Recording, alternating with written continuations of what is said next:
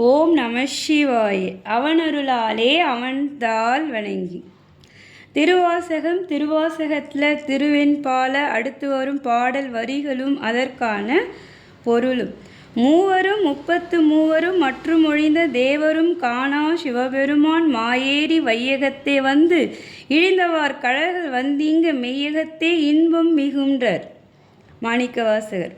பொருள் என்னன்னா, மூவரும் 33 மூவர்னா மும்மூர்த்திகள், நான்முகன் திருமால் உருத்திரன் ஆகிய தெய்வங்கள்.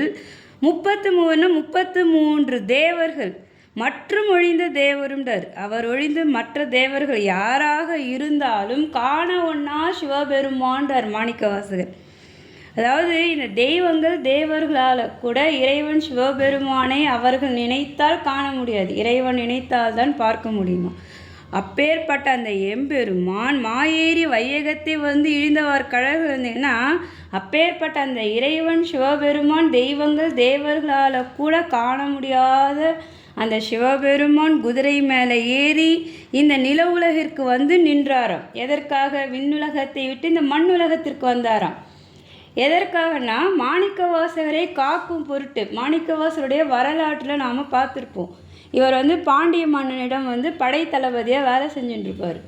அப்போ வந்து பாண்டிய மன்னன் வந்து காசுகள் கொடுத்து மாணிக்கவாசகர்கிட்ட குதிரைகளெல்லாம் வாங்கிட்டு வாங்க, குதிரை படையை வந்து நாம் அமைக்கணும்னு சொல்லி காசு கொடுத்து அனுப்புகிறார். மாணிக்கவாசகர் என்ன பண்ணுறாரு, அந்த காசுகள்லாம் எடுத்து போயிட்டு சிவபெருமானுக்கு கோயில் கட்டிட்டார். கோயில் கட்டி அங்கேயே உட்காந்து இறைவனுக்கு தொண்டு செஞ்சுட்டுருக்கார் அங்கேயே இருந்து. இதை அறிந்த அந்த பாண்டிய மன்னன் மாணிக்கவாசகரை சிறையில் அடைச்சிட்டான். கோபம் வந்து சிறையில் அடைச்சிட்டான். அப்போது மாணிக்கவாசகர் பெருமான் இறைவனிடம் முறையிட, இறைவன் எம்பெருமான் அந்த விண்ணுலகத்தை விட்டு இந்த மண்ணுலகத்திற்கு மாணிக்கவாசகருக்காக குதிரையின் மீது வந்து அவரை பாண்டிய மன்னனிடமிருந்து காப்பாற்றுறார். அதை இங்கே சொல்கிறார். அவ்வாறு தன்னுடைய அடியாருக்காக அந்த விண்ணுலகத்தை விட்டு இந்த மண்ணுலகத்துக்கு வந்த அந்த இறைவனுடைய நீண்ட கழல்களை வணங்கும் பொழுது பேரின்பம் பொங்கியதான் மாணிக்கவாசகருக்கு. அதை சொல்கிறாரு. இழிந்தவர் கழல்கள் வந்தீங்க மெய்யகத்தை இன்பம் மிகுண்டார். இறைவனுடைய திருக்கழல்களை தொட்டு வணங்கி இறைவனை வழிபடும் போது பேரின்பம் கிடைக்கின்றார். இருந்து எனையாண்டான் இணையடியே சிந்தித்து இருந்து இறந்துகொள் நெஞ்சே எல்லாம் தரும்கான் பெருந்துறையில் மேய பெரும் கருணையாளன் மருந்துருவாய் என் மனத்தே வந்துன்றார்.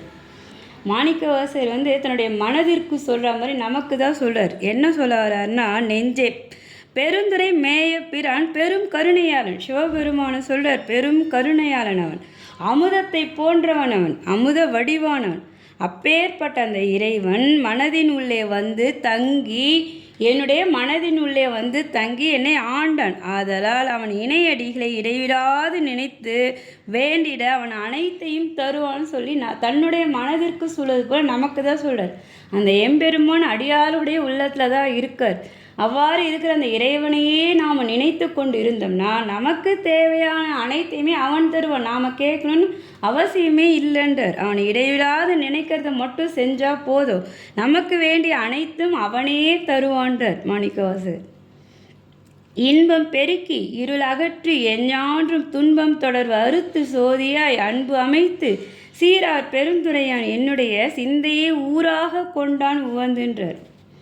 இறைவன் ஆட்கொண்டதை இங்கே சொல்கிறார். அவர் எவ்வாறு ஆட்கொண்டாராம், அந்த சீரார் பெருந்துரையன் இன்பத்தை பெருக்குனாராம், இருளை அகற்றிட்டாராம், துன்பத் தொடர்பை அறுத்துட்டாராம், ஜோதியாக அன்பினை நிறைத்து உள்ளத்திலேயே விரும்பி ஊராக கொண்டான்றார் மாணிக்கவாசர். மாணிக்கவாசருடைய மனதில் அந்த பெருந்துரையான் இன்பத்தை பெருக்கி இருளை அகற்றி துன்பத் தொடர்பை அறுத்து சோதியாக அன்பை நிறைத்து உள்ளத்தையே, மாணிக்கவாசர் சொல்கிறார், என் உள்ளத்தையே விரும்பி தன் ஊராக கொண்டான்றார். இறைவன் ஆட்கொள்றதை எவ்வளோ அழகாக சொல்கிறார் பாருங்க மாணிக்கவாசகர். திருவெண்பா முடிந்தது, மீண்டும் தொடருவோம். திருச்சிற்றம்பலம்.